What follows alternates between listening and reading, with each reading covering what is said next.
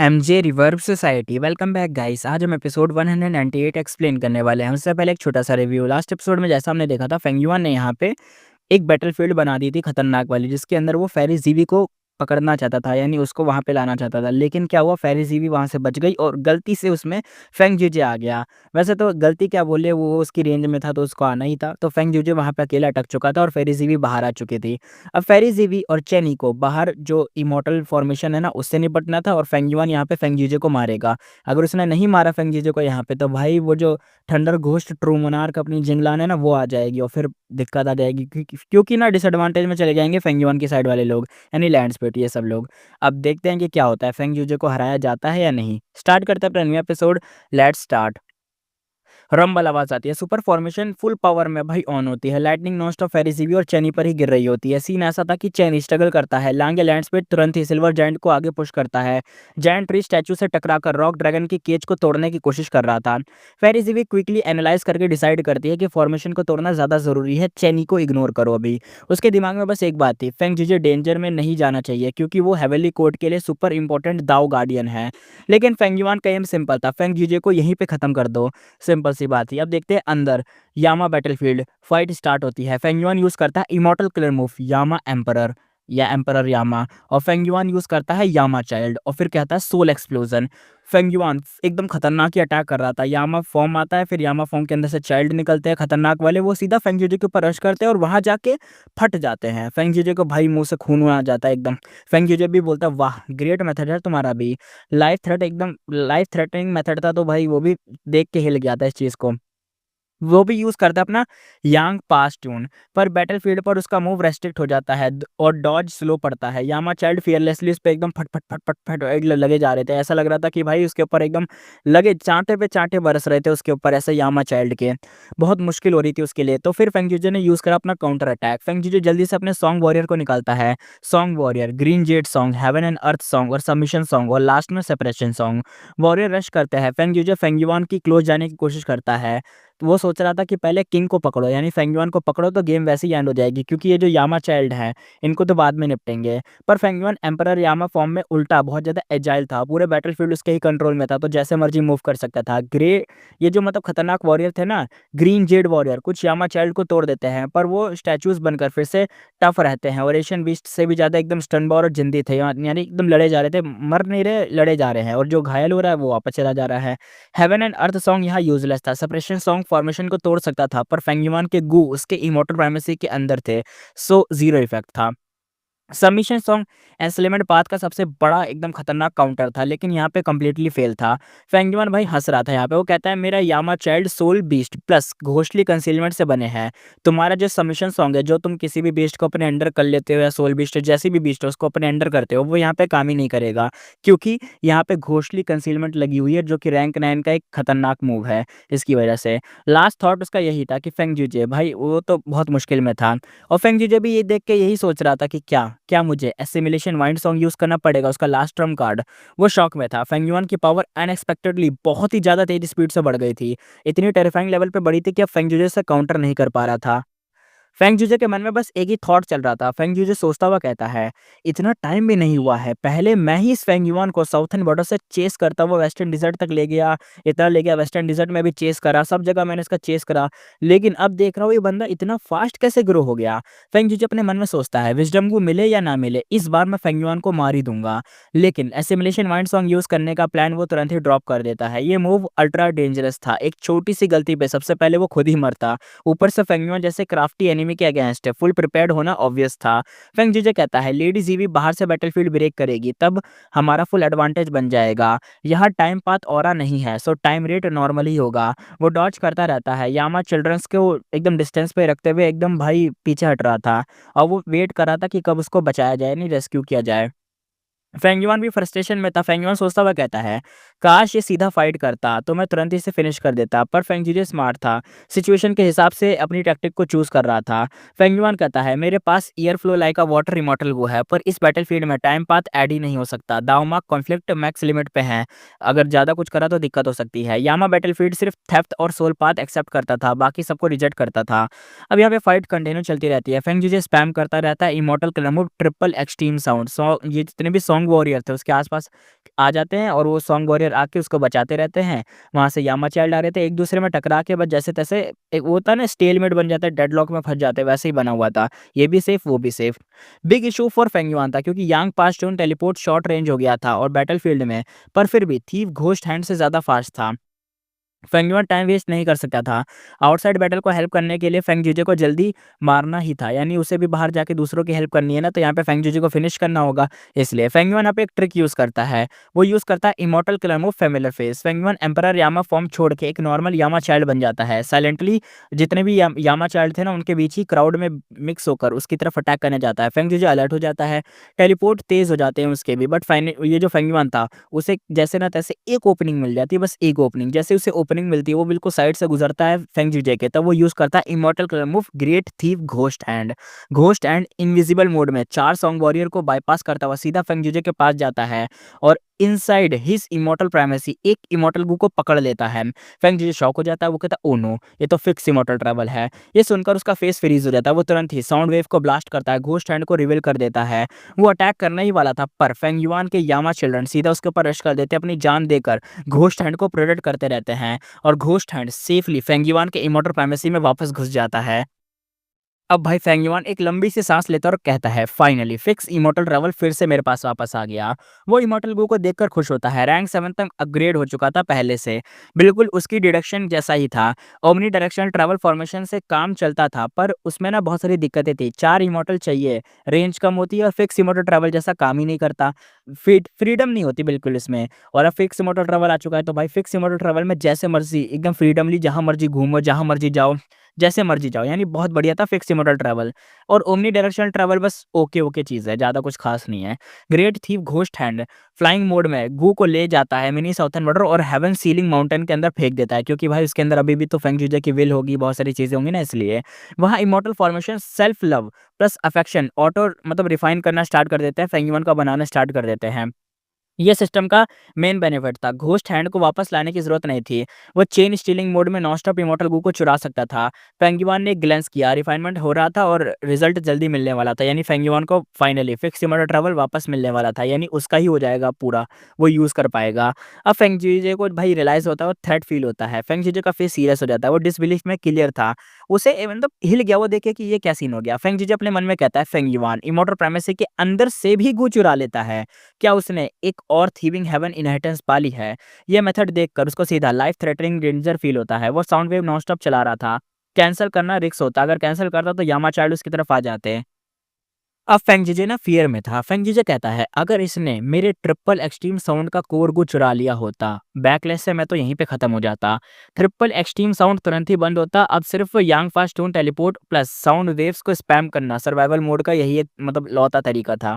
यांग fast toon means teleport करना, इधर से उधर टेलीपोर्ट होते रहो, बचते रहो और ये जो क्या कहते हैं साउंड वॉरियर हैं, इनका अपनी तरफ से बचाओ। लेकिन अभी उसने साउंड वॉरियर वाली चीज़ों को बंद कर दिया, अभी बस टेलीपोर्ट हो रहा है और साउंड को स्पैम कर रहा है, ताकि ये जो यामा चाइल्ड है ना, इनको खत्म करके या दूर हटा सके, अपने पास ना लाए। इससे ही बच रहा था वो जैसे-तैसे, अब बस भागे जा रहा है अपना ये फेंग यूजे। अब आगे देखते हैं बैटलफील्ड में चेस का सीन। फेंग युआन दोबारा से फ़ैमिलियर फेस यूज़ करके यामा चिल्ड्रन में एकदम घुल-मिल कर वापस अप्रोच करने लगता है। ये स्टेल्थ प्रेशर फेंग यूजे के नर्वस सिस्टम को एकदम तोड़ रहा था, उसको तो बहुत अजीब फ़ील हो रहा था।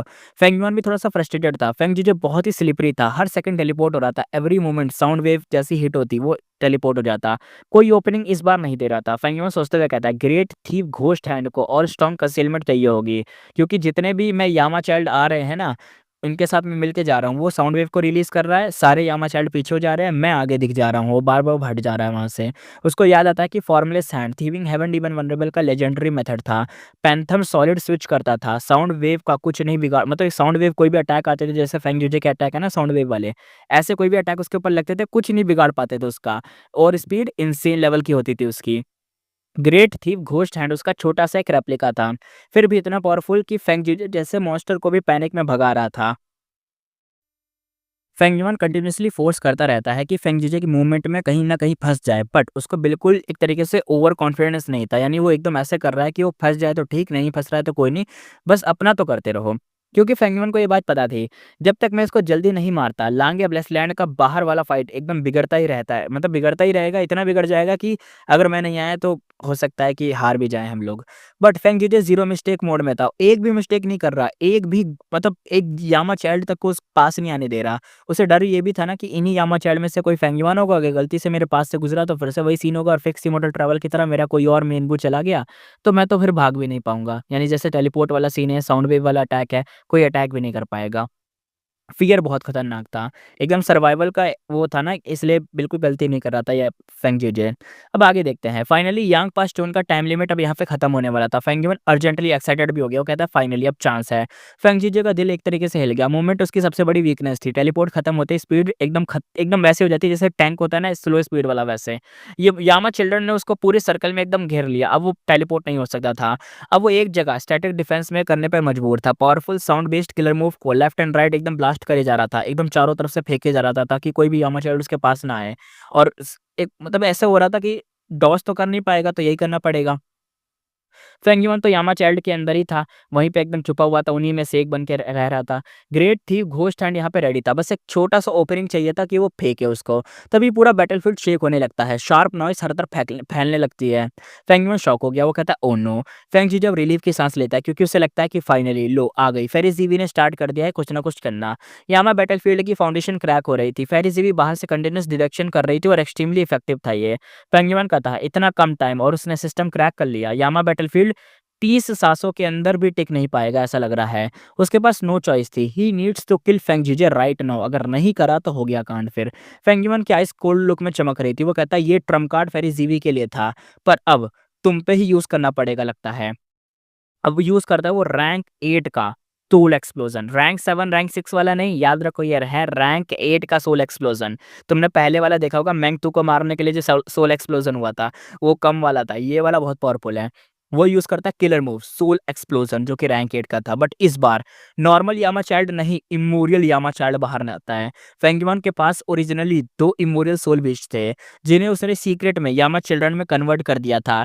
एशियंट सोल एक्सप्लोजन यानी एकदम हाई रैंक 7 का एक्सप्लोजन होगा और immortal soul explosion pure rank 8 destructive blast होगा। फेंगयुआन के हिडन कार्ड्स में से एक सबसे बड़ा लीथल अटैक ये था और जैसे ही वो फटा बूम आवाज आई, इमोरियल यामा सोल एक्सप्लोजन हुआ और डायरेक्ट हिट करा फेंग जीजे के ऊपर। फिर क्या होता है अब देखते हैं आगे का सीन। स्प्लैट आवाज आई सेंट्रल कॉन्टिनेंट में, एकदम से एक डोर टाइप का खुला, फेंग फेंग जिंगवांग सडनली फ्रीज हो जाती है।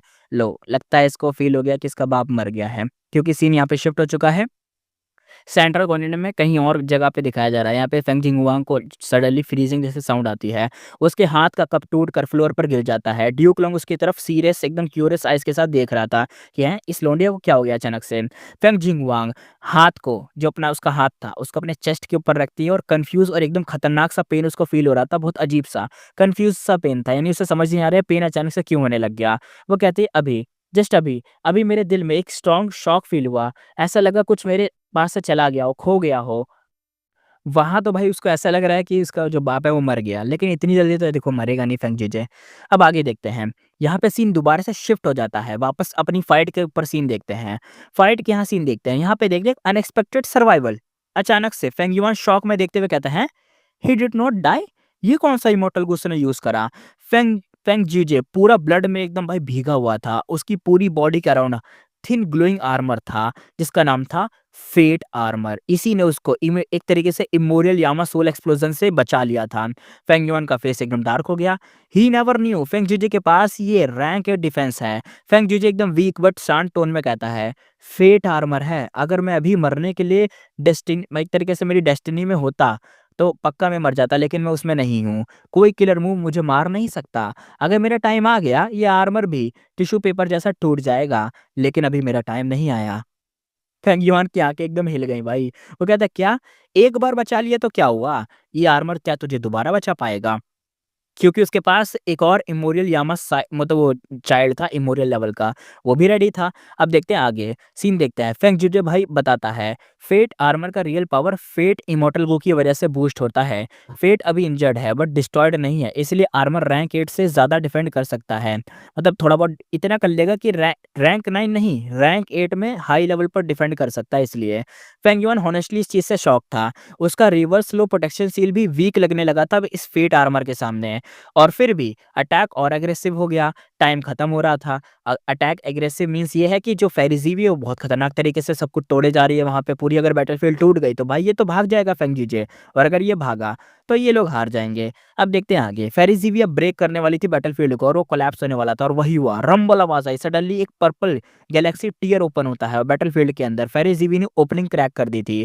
फेंग युआन की नोज माउथ हर जगह से ब्लड निकलने लगता है क्योंकि ये था बैकलैश। फेरिज़ीवी ने फेट आर्मर को सिंपली प्रोटेक्शन के लिए नहीं दिया था, ये एक बीकन था जिसे हेवनली कोर्ट उसकी लोकेशन सेंस कर सके और जीवी बैटलफील्ड को फास्ट रिड्यूस कर सके। स्टार्टिंग स्टेप हार्डेस्ट होता है। अब एक क्रैक मिल चुका था तो डिडक्शन अब करीबन जो पहले इतनी स्पीड से चल रहा था वो 10 गुना और स्पीड हो गई उसकी। जो पर्पल रिफ्ट था गैलेक्सी स्काई में कंटिन्यूअसली टियर होता गया और इतना टियर हुआ कि एकदम बहुत बड़ा रिफ्ट बनता जा रहा था, बहुत बड़ी एकदम। ऐसा मान लो इतना बड़ा क्रैक जैसे साउथर्न बॉर्डर में वो क्रैक ओपन हो गया था ना, थंबनेल में देखा होगा, वैसा क्रैक यहाँ पे ओपन हो रहा था। और फिर क्या हुआ, बूम आवाज आई, यामा बैटलफील्ड कंप्लीटली कोलैप्स हो गया। फेंग युआन बहुत ज्यादा इंजर्ड हो गया। मॉर्टल गू का जो एकदम इतना मास्ट डिस्ट्रक्शन हुआ उसके मॉर्टल गू बहुत सारे मर गए फेंग युआन के। इमॉर्टल गू तक हर्ट हो गया। वो यामा एम्परर फॉर्म में लांग या ब्लेस लैंड में फॉल बैक करता हुआ गिरा। इतना खतरनाक उसे बैकलैश लगा था। अब देखते हैं, फेंग जीजे भी बाहर निकलकर स्ट्रेट सीधा फेरी जीवी के पास लैंड होता है और इमीडिएटली चिल्लाता है, कहता है केयरफुल, ये इमॉर्टल प्राइमेसी के अंदर से इमॉर्टल गू भी चुरा सकता है। चेनी इंस्टेंटली फ्यूरियस हो गया, उसकी जो आईज थी ना वाइडली ओपन हो गई। वो कहता है इट्स यू, इट्स यू। अब तुम सोचोगे इट्स यू उसने क्यों बोला, चेनी ने। तो देखो याद होगा तुम्हें डिवाइन विन पैलेस में जब ये चेनी था तो ये उसे क्विंग जाओ से, या क्विंग जाओ जो बीस्ट था यार हरे कलर का, उससे लड़ाई कर रहा था। तब क्या हुआ था, बीस्ट का एक इमॉर्टल गो चोरी हो गया था अचानक से। अचानक से चोरी हो गया था बीस्ट का इमॉर्टल गो था, याद होगा सोल बीस्ट टोकन नाम का, वो अचानक से चोरी हो गया। तो बीस्ट इतना गुस्सा हो गया था कि वो चेनी के ऊपर अटैक करने लग गया था। उसे लग रहा था कि चेनी ने उसे बिट्रे कर दिया है ना, इसलिए। और उस टाइम पे चेनी को भी समझ नहीं आया था कि क्या कांड हुआ था। तो अब इसे समझ आ गया कि जो बीस्ट का चोरी हुआ इमॉर्टल गो था किसने चुराया था प्राइमल सी के अंदर से, वो था ये भाई अपने फेंग युआन भाई थे। तो अब इसे समझ आ गया कि अच्छा इट्स यू।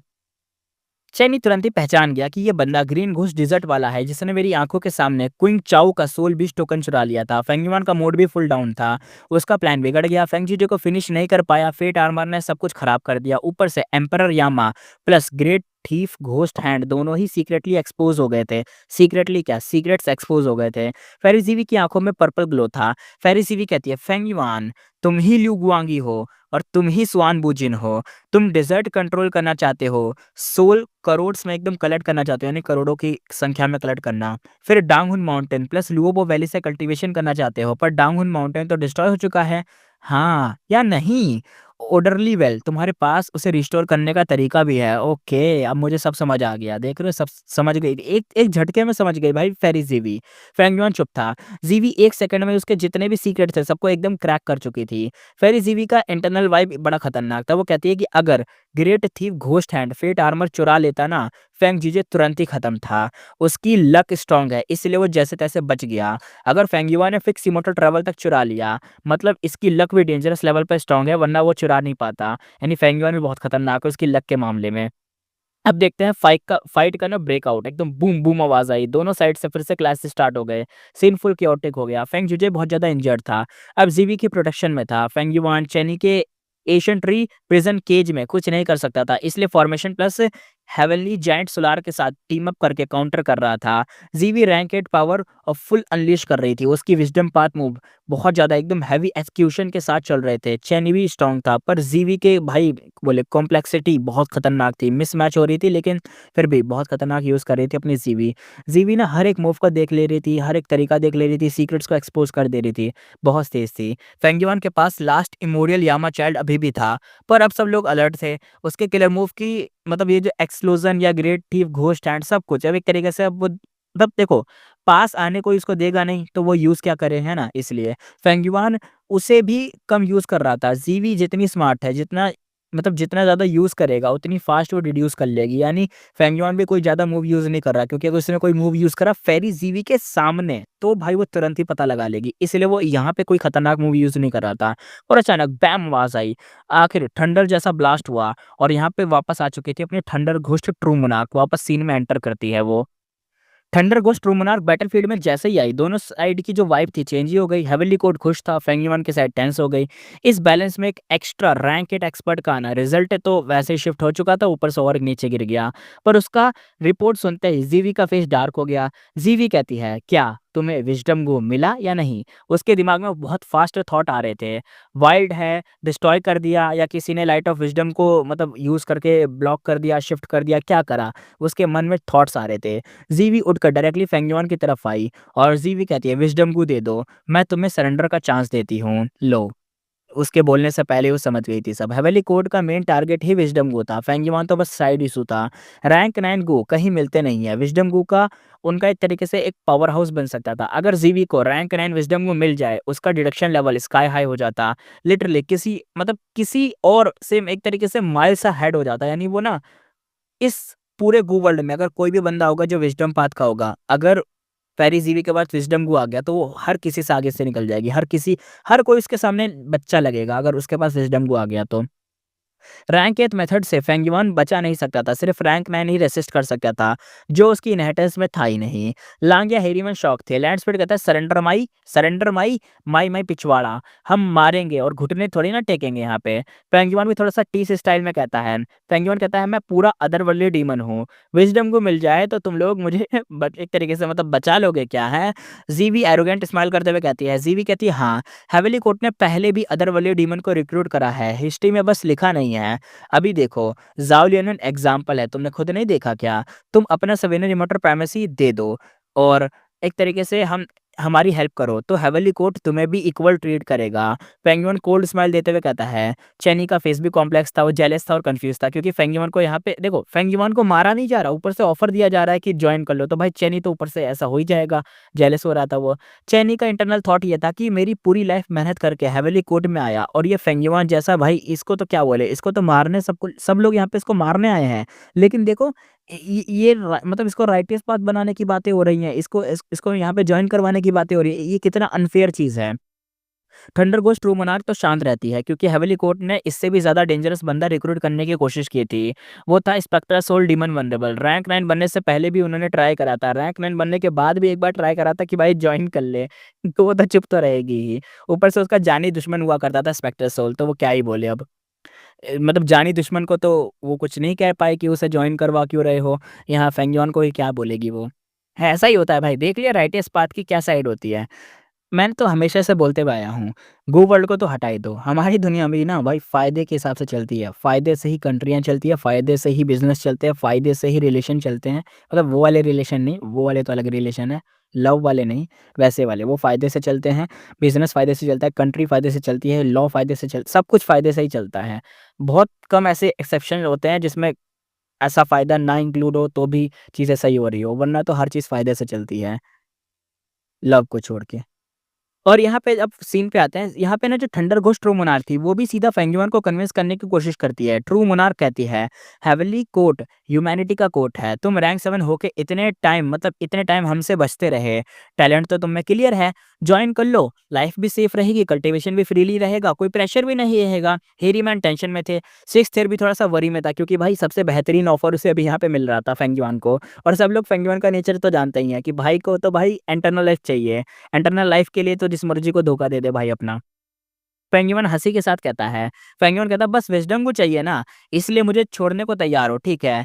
अगर आज हमें नहीं जाने दिया, मैं विज़डम को यहीं डिस्ट्रॉय कर दूँगा। थंडरकोस्ट कहती है, तुम जैसे राइटेस्ट पाथ मतलब तुम जैसे से राइटेस्ट पाथ कभी डरेगा नहीं, और राइटेस्ट पाथ जो तुम ये धमकी दे रहे हो ना, कभी इससे झुकेगा भी नहीं। वो गुस्से में फेंगयुआन के ऊपर चार्ज करती है और बूम आवाज़ आती है। दोनों के क्लैश बराबर चल रहे थे। थंडर घोस्ट हर तरफ से अटैक कर रही थी और जैसे-जैसे अटैक कर रही थी, हर तरफ भाई वेव्स आ रही थी, एकदम वाइल्ड खतरनाक वेव्स आ रही थी एयर की। फेरीज़ीवी की आइश में शाइन था। फेरीज़ीवी कहती है, ओह! मतलब विज़डम वो तुम्हारे पास ही है। वो भी जॉइन हो गई। Thunder ghost true monarch plus Ziwei के प्रेशर में फेंगयुआन सिर्फ रिवर्स स्लो प्रोटेक्शन शील्ड से ही डिफेंड कर पा रहा था। काउंटर का मौका 0 चल रहा था। फेंगयुन अर्जेंटली ट्रांसमिट करते हुए कहता है, फेंगयुन कहता है, फर्स्ट सुप्रीम एल्डर इमरजेंसी है। जो भी तुम्हारे पास लास्ट ट्रम्प कार्ड बचा हो, अभी के अभी यूज़ करो वरना तो सब इसी मिट्टी में दफन हो जाएगा। लांग या लैंड्सफिट चिल्लाते हुए कहता है, ठीक है, अब देखते हैं लांग या ब्लेसलैंड की असली पावर। मतलब दिखाने वाला है भाई अपना। अब देखते हैं पूरा सी बबल, एकदम सा बबल-बबल टाइप का होने लगे आस-पास। यहाँ पे जो पानी था जैसे बॉयल हो रहा हो। रिफाइनमेंट पाथ के दागमार्क लाइट में एकदम शाइन कर रहे थे। एक मिस्टीरियस किलर मूव पूरे ब्लेस्ड लैंड में ना टॉर्नेडो जैसा फैलने लग गया।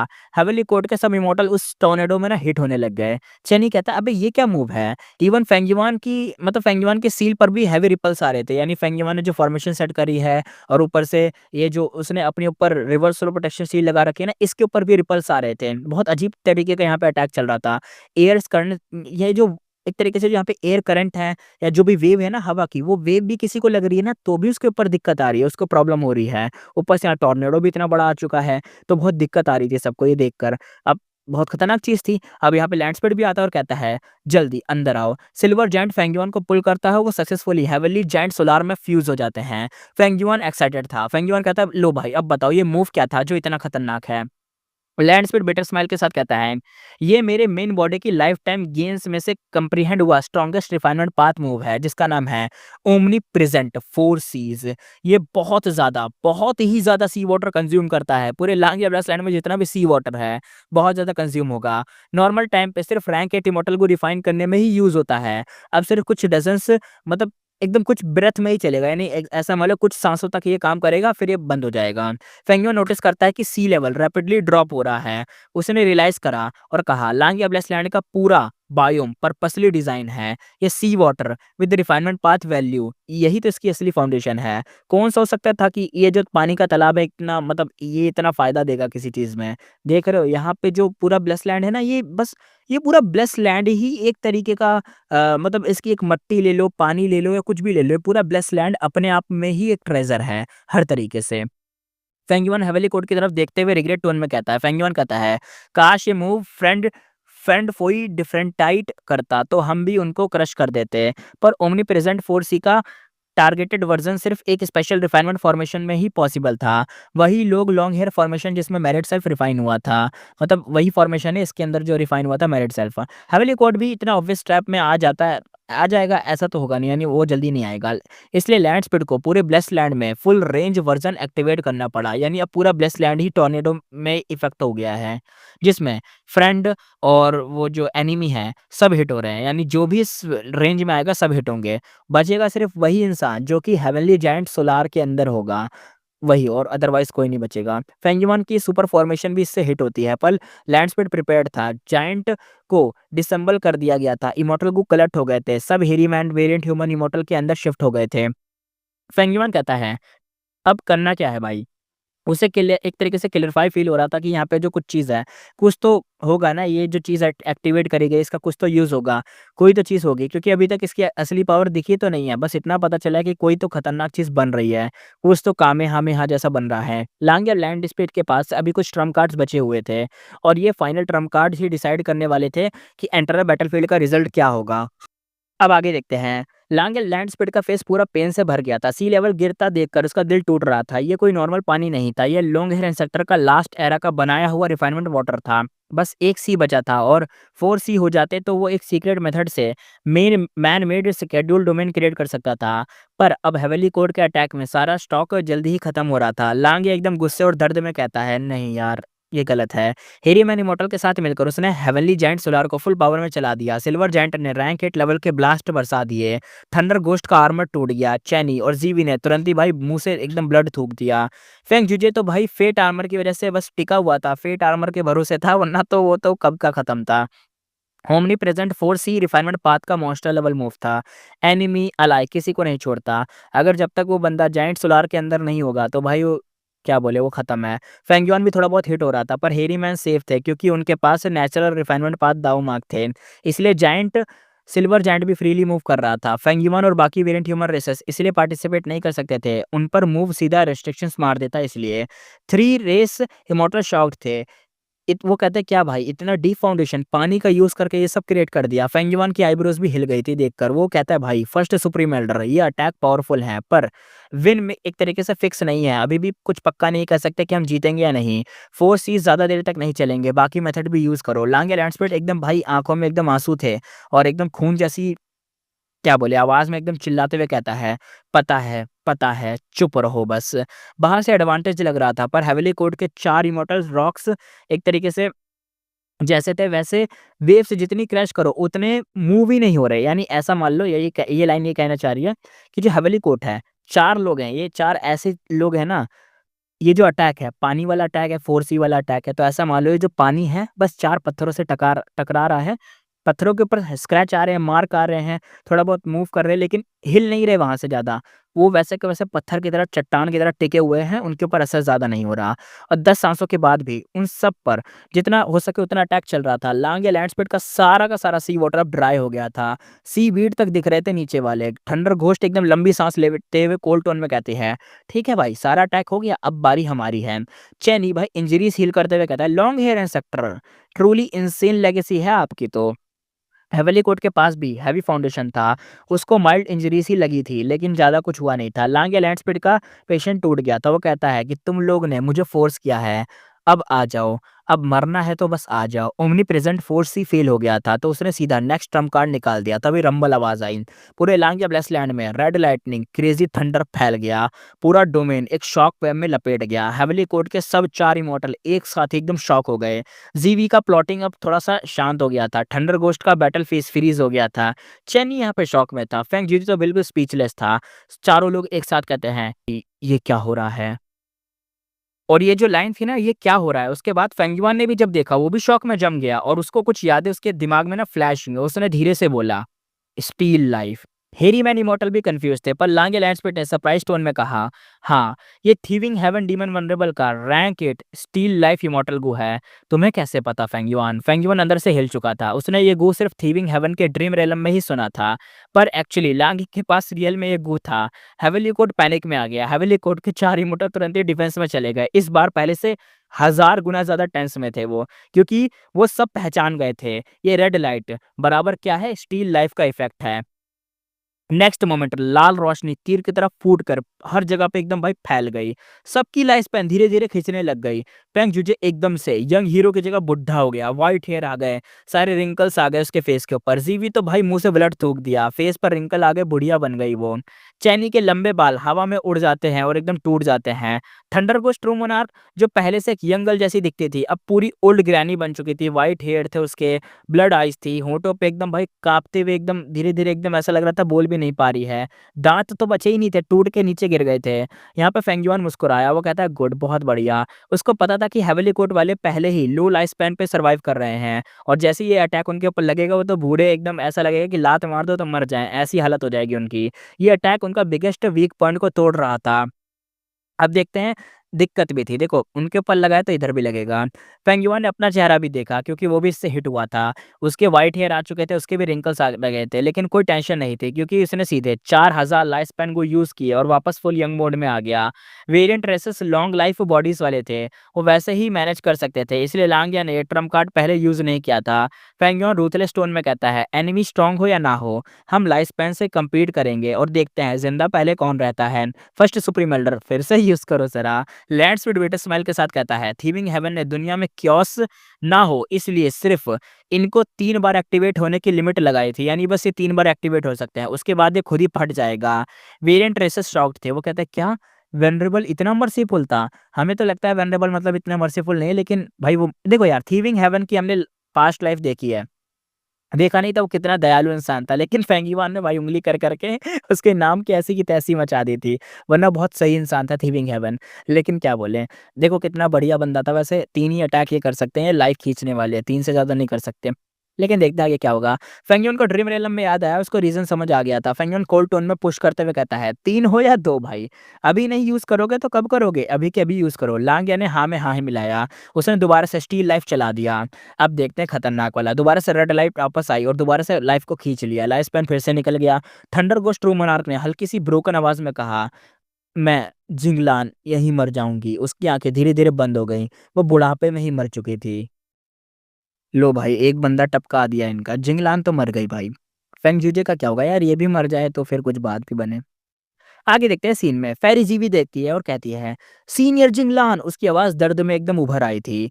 चैनी और फेंग जुजे के चेहरे पर भी गुस्सा था और दुख था और हेट मिक्स इमोशंस आ गए थे। जिंगलान की डेथ उनके लिए टोटल शॉक थी। उन्हें लगता था कि स्टील लाइफ इमोर्टल गो तो कब का डिस्ट्रॉय हो चुका है। फेरी जीवी कहती है बोला गया था कि थीविंग हेवन डीमन वनरेबल ने स्टील लाइफ गो वर्ल्ड में क्योस अवॉइड करने के लिए खुद डिस्ट्रॉय कर दिया था। फिर ये यहाँ कैसे है?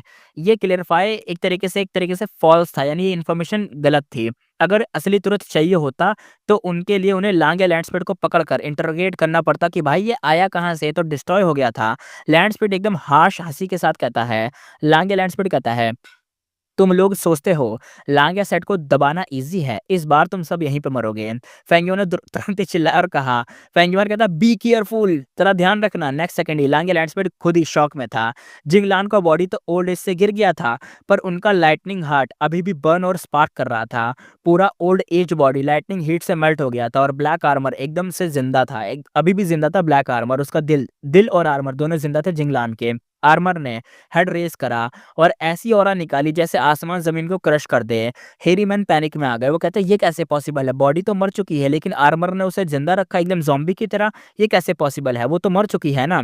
फेंगयुआन का फेस डार्क हो गया। फेंगयुआन कहता है जिंगलान मर गई, पर ये आर्मर सोल पार्ट टाइप का है, ये अपने आप एक स्पेशल सोल जैसा काम कर रहा है और उसका lightning heart ultimate Trump card है।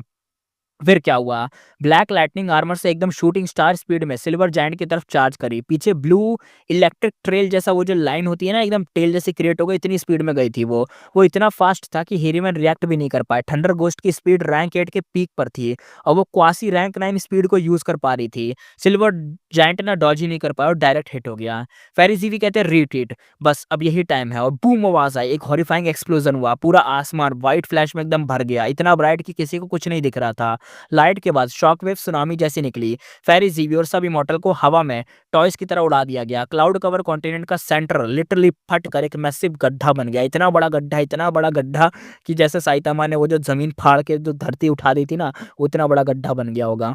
और सेंटर में कुछ ही गो इमॉर्टल बच पाए थे, वो भी आंट्स जैसे छोटे से एकदम चींटी लग रहे थे, इतना बड़ा गड्ढा था। तभी एकदम खांसने की आवाज आती है। रैंक 7 हेरी मैन इमॉर्टल्स खून थूकते हुए स्ट्रगल कर रहे थे। लांगे लैंडस्पीड तो ऑलमोस्ट ट्रांसपेरेंट हो चुका था, जैसे किसी भी सेकंड वो भी खत्म हो जाए। ओनली यहाँ पे फेंगयुआन बचा था बिल्कुल सेफ, पर उसका जो फेस था एकदम पिच ब्लैक हो चुका था। उसका reverse slow protection seal almost खत्म हो चुका था। एक ही ब्लास्ट में रिवर्स स्लो रिवर 10% पानी उड़ा दिया था। फेंगयुआन अपने माइंड में कहता है जिंगलान वर्दी रैंक 8 एक्सपर्ट थी, मरने के बाद भी इतना इंटेंस रिटेलिएशन उसने करा।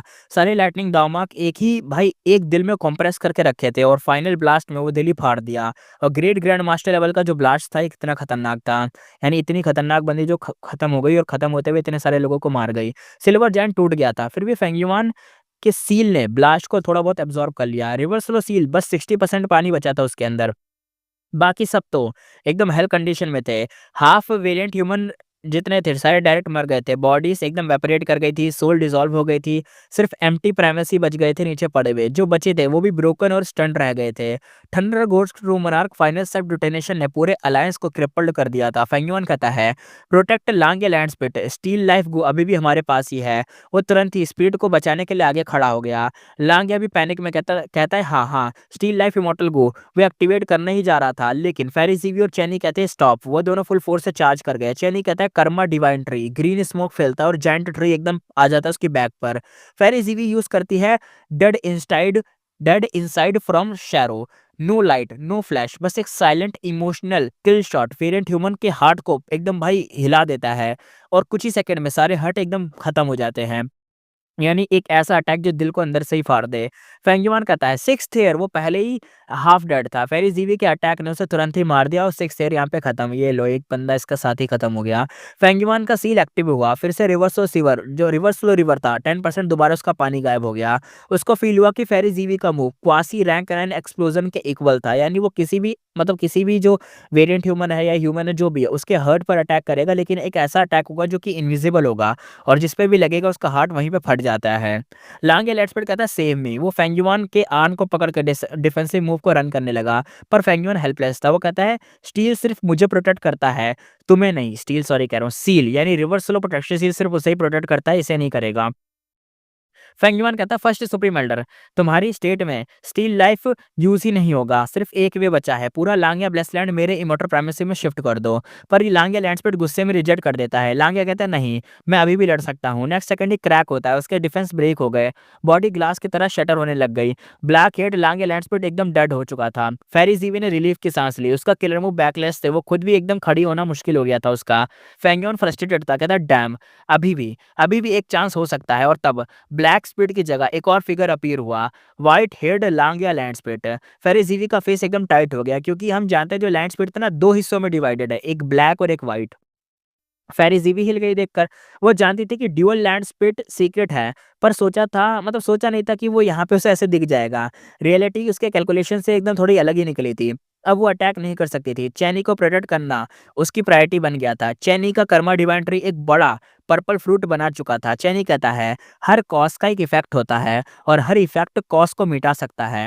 वो फ्रूट को क्रश कर देता है, पर्पल जूस उसके फेस और बॉडी पर वेनम जैसा फैल जाता है। फ्लैश जो था वो मेल्ट हो जाता है, बोन एकदम एक्सपोज हो जाती है, एक दो सांसों में ही वो आधा एकदम फट सा जाता है, एकदम हड्डियां दिखने लग जाती है आधी बॉडी पर। ये सब उसके एक वो कहता है ये सब कहने से पहले कि उसका सिर्फ एक ही रीजन था, स्टील लाइफ इमॉर्टल गू को डिस्ट्रॉय करने के लिए वो अपनी जान तक देने को तैयार था। लांगे लैंडस्पिट वो जो व्हाइट हेयर वाला था, वो कहता है उन्होंने स्टील लाइफ इमॉर्टल गू को डिस्ट्रॉय कर दिया है, लो अब सब खत्म हो गया। फेंग्यूअन कहता है अब तो ब्लेस लैंड मेरे नाम कर दे भाई। व्हाइट हेड वाला लैंडस्पिट कहता है नो, मैं तो नहीं करूंगा। इसके लिए एक और ट्रम्प कार्ड है, लॉन्ग हेयर इंसेक्टर ने जायंट्स एंड इमॉर्टल वल्नरेबल से पैक्ट किया था, अगर कभी एक तरीके से एक्सटर्मिनेशन लेवल डेंजर आया, यानी एक ऐसा डेंजर आया जो कि लांग या ब्लेसलैंड को खत्म करे, तो लॉन्गेविटी हेवन से हेल्प मांग सकते हैं, और फिर लांग या ब्लेसलैंड उनके साथ इक्वल स्टेटस में मर्ज होगा। तभी ब्लेसलैंड के डीप रीजन में एक और डोर ओपन हुआ, और कुछ ही सांसों में लेजेंडरी इमोरियल बीस्ट माओली क्यू बाहर आ गया। उसके पीछे रैंक एट एक्सपर्ट का पूरा बैटल ऑरा एकदम साथ में एकदम फूट पड़ा। जैसे ही वो एंटर करा माओली क्यू, हर जगह रैंक 8 का बैटल ऑरा फैल गया, और रैंक 8 का बैटल ऑरा नॉर्मल वाला नहीं, एकदम पीक लेवल का ऑरा था। माउली क्यों कहता है लांग या अब लॉन्गेविटी हेवन का टेरिटरी है। हेवनली कोर्ट, आज तुम्हें जो तुम्हारे जो लंबे वक्त थे अब खत्म होते हैं, आज ही तुम्हारे जो हाथ हैं जो इतनी जगह तुम फैलाते रहते हो काट दिए जाएंगे, और फेंग युआन तुम्हें भी आज ही मारेंगे। 88 रॉन्ग बिल्डिंग का जो बदला है उसे भी तो चुकाना है। रेनफोर्समेंट का पीओवी पूरे बैटलफील्ड का बैलेंस इंस्टेंटली फ्लिप कर चुका था। फेंग युआन एक लंबी सांस लेता है और कहता है अब टाइम आ चुका है यहाँ से भी निकलने का। व्हाइट हेयर वाला जो लैंड स्पीड था ना यार, वो क्या बोले, वो इतना अच्छा तो है नहीं। ब्लैक हेयर वाला तो चलो मानता भी है वो, लेकिन जो व्हाइट हेयर वाला है वो फेंगमैन का साथ देता नहीं है। इस चक्कर में जो व्हाइट हेयर वाला था उसने एक कदम उठाया और फेंगमैन के साथ एक तरीके से वही तोड़ दिया, एक अलायंस जो भी था सब टूट गया। और शायद बैकलैश भी उसको नहीं लगेगा, क्योंकि जो ब्लैक हेयर वाला था उसको बैकलैश लगता, ये व्हाइट हेयर वाले को क्यों लगेगा, उसने थोड़ी ना कुछ एग्रीमेंट कर रखा है। सब तो फिलिप ही हो गया यार। अब फेंगमैन यहाँ से भी उसे भागना पड़ जाएगा। अब देखते हैं आगे क्या होगा। ऊपर से स्टील लाइफ इमॉर्टल को डिस्ट्रॉय हो चुका है, कर्मा डिवाइन ट्री ने उसको डिस्ट्रॉय कर दिया। बहुत खतरनाक चीज़ थी। कैसे डिस्ट्रॉय करा? वो जो फेरी ज़ीवी है ना, उसका जो अटैक है वो कर्मा डिवाइन ट्री एकदम बफ़ कर दिया, जिसकी वज़ह से जो पहले दिल पे अटैक करता था वो सीधा गू पे अटैक करा और गू ही खत्म कर दिया। इसके चक्कर में अब सब कुछ पलट चुका है। वहाँ माओली क्यों आ गया? लॉन्गेविटी हेवन का। मुझे लगा था वो जो एक अभी मुझे ऐसा लग रहा था कि वो जो एक वो नहीं था, जो एक कर्ज़ चुकाना था, एक फ़ेवर चुकाना था, मुझे लगा था वो फ़ेवर यहाँ पे अभी अदा होगा, लेकिन पता चला नहीं, वो फ़ेवर ये वाला नहीं है। वो फ़ेवर कुछ खतरनाक ही होगा जो एंड टाइम पे पता चलेगा। अब यहाँ पे एपिसोड करते खत्म, फिर मिलेंगे नेक्स्ट एपिसोड में।